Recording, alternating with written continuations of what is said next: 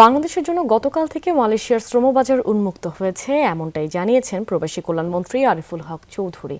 দুপুরে সিলেট সার্কিট হাউসে মন্ত্রী বলেন, দ্রুতই মধ্যপ্রাচ্য, জাপান, মরিশাসের শ্রমবাজার নিয়েই সুখবর আসবে।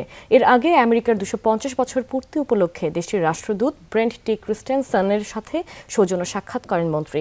সিলেটের ঐতিহাসিক আলী আমজাদের ঘড়ির সামনে যুক্তরাষ্ট্রের 250 বছর পূর্তি উপলক্ষে সাংস্কৃতিক অনুষ্ঠান হয়। সেখানে উপস্থিত ছিলেন দেশটির রাষ্ট্রদূত ব্রেন্ট টি ক্রিস্টেনসন।